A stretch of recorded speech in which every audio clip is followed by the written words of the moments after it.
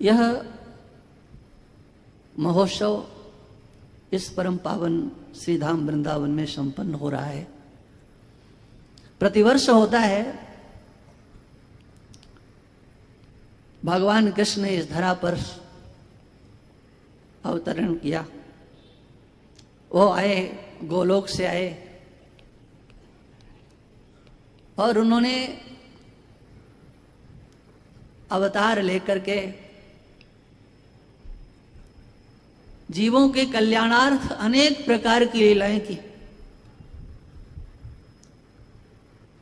भगवान कृष्ण इस धरा पर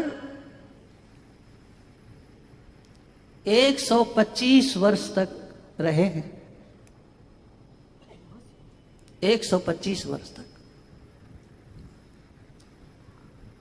अवतार का प्रयोजन भगवान स्वयं, यहां गीता मनीषी जी महाराज बैठे हैं तो थोड़ा गीता की भी चर्चा होना ही चाहिए।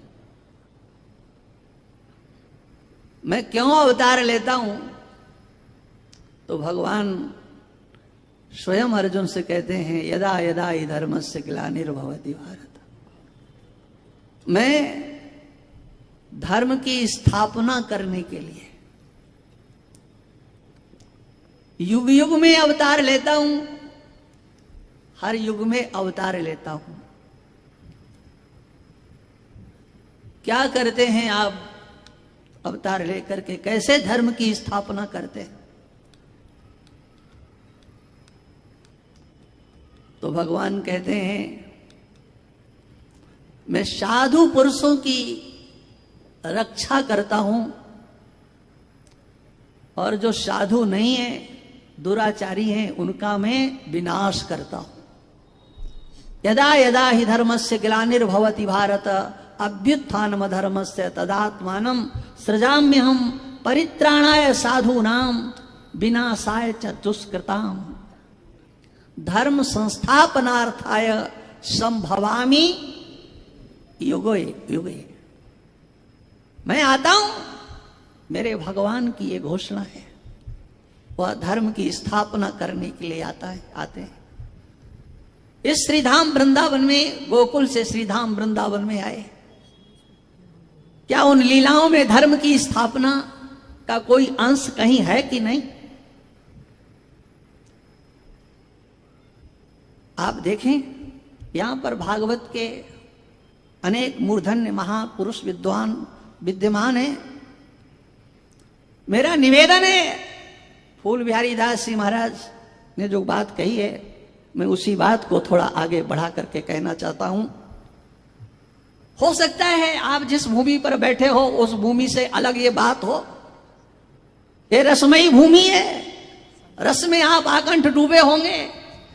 हो सकता है आप समाधि में भी चले जाएं रस में डूबते हुए। लेकिन विचार करो, आज इस धरा पर भगवान कृष्ण की कथाएं हो रही हैं। 125 वर्ष तक मलुक पीठाधीश्वर जी महाराज, आपको मैं इंगित करके इस बात को कहना चाहता हूं। विचार करो, 125 वर्ष तक भगवान कृष्ण इस धरा पर रहे। केवल 11-12 वर्ष की तक की लीलाओं को ही हम समाज में लेकर के उतरते हैं। वो 113 वर्ष का जीवन कहां गया? क्या वो समाज में भगवान कृष्ण ने 113 वर्ष तक कुछ नहीं किया? क्या उन्होंने उस 113 वर्ष के जीवन में कुछ किया नहीं? ऐसा कुछ नहीं किया जो मानव जाति के लिए, हिंदू जाति के लिए, सनातन धर्म के लिए ना हो? उनकी उन लीलाओं से क्या वैदिक धर्म की स्थापना नहीं हुई? या केवल यहीं पर श्रीधाम वृंदावन में 11-12 वर्ष तक की लीलाओं से धर्म की स्थापना हुई क्या? और मैं एक चिंतन करने के लिए कह रहा हूं। हम कथावाचकों की, हम भी कभी कभी कर लेते, इसलिए हम अपने को भी लगा देते। हम कथावाचकों की एक कमजोरी है, और वो कमजोरी है जिसको कि उन्हें स्वीकार करना पड़ेगा। कथावाचकों को भगवान कृष्ण के श्रीधाम वृंदावन की लीलाओं में भी उन अंशों को निकाल दिया जाता है, संक्षेप में कह करके तबले और सारंगी की धुनी से हम आगे चले जाते हैं, उन कथाओं को छूते ही नहीं है। और अति संक्षेप से करके जाते हैं स्वामी श्रवणानंद जी महाराज, आचार्य श्री स्वामी श्रवणानंद जी महाराज। आपको जब चद्दर उठाई गई थी तो उस समय मलूक पीठाधीश्वर महाराज विराजमान थे। उनको ये पद प्राप्त हुआ था कि इनके नाम के आगे आचार्य श्री स्वामी श्रवणानंद सरस्वती जी महाराज लगेगा। इसलिए मैं आचार्य श्री स्वामी श्रवणानंद जी, क्योंकि ये भी एक नंबर के कथक्कड़ है, खूब कथा करते। उन कथाओं को क्यों समाज में अच्छी तरह से व्यवस्थित रीति से कह करके नहीं कहा जाता है? उन कार्यों को क्यों नहीं कहा जाता? भगवान श्री धाम वृंदावन में आए, बताओ सबसे पहले कौन सी लीला की थी?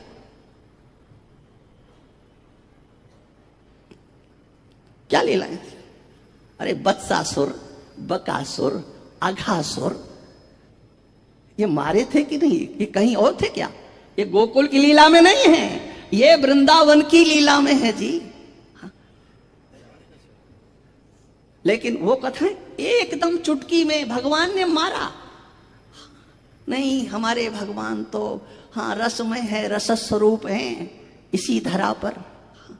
इसी श्रीधाम वृंदावन में बत्सासुर को भगवान ने मारा, वकासुर को मारा, अघासुर को मारा, धेनुकासुर को मारा। कहो बलराम जी ने मारा, ठीक है, मारा तो सही, कहीं दूसरी जगह तो नहीं, वृंदावन में ही तो मारा।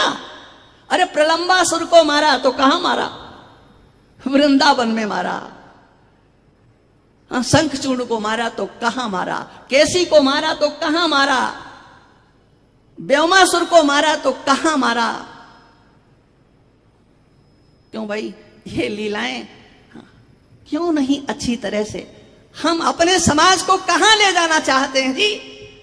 हमारा ये वीर समाज, ये जो हमारा हिंदू समाज है, इसमें शूरता है, इसमें वीरता है। लेकिन ऐसे शूरवीर समाज को हम केवल करताल बजाने के लिए बाध्य कर रहे हैं। इतना ही है क्या? आवश्यक है आज हमको जागृत होने की। हम अपने समाज को किस दिशा में लेकर के जा रहे हैं, अपने अनुयायियों को कहां लेकर के जा रहे हैं? यहां पर हरियाणा और पंजाब के लोग बैठे होंगे, और भी प्रदेशों से आए होंगे। ये नूह की घटना हो गई थी हरियाणा में ही, क्या हुआ? अभी आप सुन रहे गाजा पट्टी। अरे वो गाजा पट्टी यहां से 5000 किलोमीटर दूर है। आप ये सोच करके निश्चिंत मत हो जाना, तुम्हारे इस भारत में ही नहीं, मैं तो अपने उत्तर प्रदेश की बात करता हूं। अगर आज योगी जी इस उत्तर प्रदेश में नहीं होते तो आज यहां पर जाने कितनी गाजा पट्टियां बन जाती और गाजा पट्टी दिखाई पड़ती। हम लोग केवल एक कथाओं की उन लीलाओं तक सीमित हैं जिनमें नपुंसकता के अंश दिखाई पड़ते। हम कुछ नहीं करेंगे, भगवान सब कुछ करेगा। आप जानते हो अभी राम जन्मभूमि मंदिर बनकर के तैयार नहीं हुआ है। ध्यान रखना, अगर हिंदू समाज जागृत नहीं हुआ तो एक नहीं आप 100 राम मंदिर बना लेना। क्या होगा? पहले भी राम मंदिर बना था, राम जी का मंदिर था, लेकिन क्या हुआ?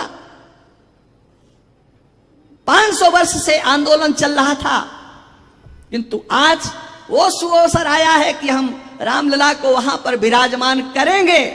किंतु आप देखिए, आप मंदिर बना रहे हैं, किंतु अभी थोड़े दिन पहले, लगभग 15 दिन हुए होंगे, 3 उग्रवादी आतंकवादी पकड़े गए और उन्होंने कहा कि हम राम मंदिर को ध्वस्त करने की योजना बना रहे थे। अभी हमारे मंदिर का उद्घाटन भी नहीं हुआ है। हम सो रहे हैं भाई, पूर्ण तरह से सो रहे हैं। आप जानते हो भगवान कृष्ण ने कहा था कि हम धर्म की स्थापना के लिए अवतार लेते हैं, स्थापना करते हैं, और आपके हृदय में हमारे भगवान के द्वारा किया गया वो प्रतिष्ठित वो धर्म आपके अंदर प्रतिष्ठित है। लेकिन आज इस देश में उस धर्म को मिटाने की आवाज उठ रही है। हम सनातन धर्म को मिटाएंगे। और जानते हो सनातन धर्म कैसे मिटेगा? सनातन धर्म मिटने वाला नहीं है, क्योंकि एस धर्म है सनातन। ये सनातन धर्म है, हमेशा रहने वाला है। हम सनातन हैं, हमारा ईश्वर सनातन है, हमारा धर्म सनातन है। तो फिर आप कैसे मिटाओगे? बोले धर्म को मिटाने के लिए धर्म जिसके आश्रित रहता है, भागवत में वर्णन आता है कि सनातन धर्म को कैसे मिटाना है। भागवत में वर्णन है। कंस का मंत्रिमंडल विचार करता है, ऐसे ही जैसे आज गठबंधन मिलकर के बंबई में विचार किए कि क्या करना है चुनाव जीतने के लिए। बोले सनातन धर्म के ऊपर हम प्रहार करेंगे। ये बंबई में, उसमें कांग्रेस सबसे आगे है, ध्यान रखना। धर्म को मिटाने के लिए उन लोगों ने मीटिंग की थी। हम सनातन धर्म को मिटाएंगे। और कैसे मिटाएंगे? बोले धर्म जिसके आश्रित है, और ये सनातन धर्म आश्रित है आज हमारे आपके सबके। क्या बताओ, हम आप सनातन धर्मी हिंदू हैं कि नहीं? हम सनातन धर्मी हैं, हम सनातन धर्मी हिंदू हैं जी। अरे हिंदू तो ऐसे भी हो सकते हैं जो हिंदू तो हो लेकिन सनातनी नहीं हो, लेकिन हम सनातनी हैं, हम हिंदू हैं। और तब उनको खतरा है किससे? किसी से खतरा नहीं है, इस जगे हुए हिंदू से खतरा है जिसने कि मोदी को 2 बार सत्ता दी, जिसके कारण धारा 370 समाप्त हुई, राम मंदिर का निर्माण हो रहा है। और अब ये कहा जा रहा है कि अब हमें सनातन धर्म को मिटाना है। लेकिन मैं कहना चाहता हूं, आप जहां से भी आए हो, जितने भी आए हो, वो सनातन धर्म को मिटाने वालों के लिए आप कमर कस लो, आज से कमर कर लो। आने वाले 24 में हमें पुनः उन्हीं को लेकर के आना है। और फिर जो शेष कार्य है काशी विश्वनाथ और कृष्ण जन्मभूमि, उसको पुनः बनाना है। ये एक दिन की लड़ाई नहीं है। जो मध्य प्रदेश, राजस्थान, छत्तीसगढ़ के चुनाव है, ये चुनाव पार्टियों के चुनाव नहीं है, आज हिंदू के अस्मिता के चुनाव हो गए हैं। हिंदू अगर सुरक्षित रहेगा, हिंदू संगठित रहेगा, तो ये देश, ये धर्म, ये हमारा सनातन धर्म, हमारे मठ मंदिर सुरक्षित रहेंगे। ध्यान रखना, मुफ्त का जो बांटा जा रहा है इसके चक्कर में मत पड़ो। मेरा आप सबसे हाथ जोड़ करके निवेदन है, कोई आपकी 500 रुपए की बिजली, 500 रुपए का पानी, 5000 के बिजली का बिल मुफ्त कर सकता है। हमारी सरकार आएगी तो यह सब फ्री मिलेगा। लेकिन मैं एक निवेदन कर रहा हूं कि अगर उनकी सत्ता आ जाती है तो हमारी बहन और बेटियों की सुरक्षा कौन करेगा? इस बात का विचार करके आपको मतदान करना होगा। वो आपको थोड़े से लालच दे सकते हैं, लेकिन आपकी सुरक्षा की गारंटी नहीं ले सकते हैं। इसलिए आवश्यकता है, इस धरा पर हम बैठे हुए हैं, इस रसमयी भूमि पर हम बैठे हुए हैं, भगवान कृष्ण के उन चरित्रों को भी अपने जीवन में झांकने की कोशिश करें। विनाशाय च दुष्कृताम, दुष्कृतियों का विनाश करना भी भगवान का धर्म था। और इस धरा पर, इस परम पावन भूमि श्रीधाम वृंदावन में भगवान ने रास लीला की। लेकिन केवल रास लीला नहीं, उन्होंने दुर्जनों का विनाश भी किया है। चीरहरण की लीला हाँ बड़े आनंद से गाई जाती, आप सब सुनते हो। एक वो चीरहरण का प्रसंग है। हाँ, लेकिन कथावाचकों से मैं निवेदन करता हूं, क्या कभी आपने इस लीला का भी हृदयंगम किया? सोचो, भगवान कृष्ण का वह उदात्त चरित्र, जब वाणासुर की मां निर्वस्त्र होकर के भगवान कृष्ण के समक्ष आती है तो भगवान कृष्ण उसको पीठ दिखा देते हैं। क्या ये भगवान कृष्ण की धर्म के विरुद्ध, मर्यादा के विरुद्ध कोई ये चरित्र था। इस चरित्र को समाज में क्यों नहीं ला करके हमारी जनता के सामने परोसा जाता है? ऐसे ही मैं कहता हूं, दावे से कहता हूं, 123 वर्ष का चरित्र आज भगवान कृष्ण का वो जीवन चरित्र समाज में आना चाहिए, जिससे कि हमारे सनातन धर्म की रक्षा हो, हिंदू समाज की रक्षा हो। आप सब हिंदू हैं, आप में शूरता वीरता भरी हुई है, लेकिन वो समाज शूर नहीं है। हमारे अंदर शूरता होते हुए भी हम अंदर से करुणा रखते हैं, हम अंदर से दया रखते हैं। और वो जहां कहीं भी अपनी शूरता का परिचय देते हैं, उनके शूरता में क्रूरता भरी होती है, दया नाम की कोई चीज नहीं होती है। क्या आपने अभी जो घटनाएं हुई आपने सुना नहीं? क्या देखा होगा आपने? सब देखा, मोबाइलों पर आपने देखा होगा। ये क्या है? ये तो आज ये मोबाइल का जमाना है, इंटरनेट है, यूट्यूब है, देख लो सब। ये आईना दिखाया जा रहा है हिंदू समाज को, जो यहूदियों के साथ किया गया, इजराइल में हुआ। ये तो हमारे आंखों के सामने आ गया चलचित्रों के माध्यम से। लेकिन इस धरा पर पूज्य स्वामी महामंडलेश्वर स्वामी ज्ञानानंद जी महाराज, इस धरा पर 750 वर्ष तक ऐसा अत्याचार हिंदुओं के ऊपर किया गया है और इन विधर्मियों के द्वारा किया गया। ये कोई उनका आज का नया का काम नहीं है। 750 वर्ष तक ये अन्याय, ये अत्याचार जो यहूदियों के ऊपर हुआ, आपने देखा है। आपके हमारे पूर्वजों ने उस अन्याय को झेला है। इसलिए अब पुनः इस प्रकार से वो औरंगजेब, वो चंगेज खां हो, पुनः भारत में इस प्रकार का अन्याय अधर्म नहीं करें। इसके लिए हम यहां पर बैठे हुए समस्त संत महापुरुषों से, समस्त कथावाचकों से और समस्त भगवान के भक्तों से ये निवेदन करते हैं कि हम भगवान के प्रेम में, भगवान की भक्ति में, नाम संकीर्तन में आकंठ डूबे रहें। लेकिन कैसे? हाँ, अच्छा है हम भक्त बन करके करताल बजा करके कीर्तन करें, नाचें, लेकिन आवश्यकता जहां पड़े वहां करतालों को फेंक करके हनुमान जी महाराज की तरह से अपने मुक्कों से उनका मान मर्दन भी करते हुए हम दिखाई दें। केवल वहीं तक हमारा ये भक्ति, वहीं तक हमारा भाव ये सीमित नहीं रहे। अगर कहीं किसी को हमारी बात चुभी हो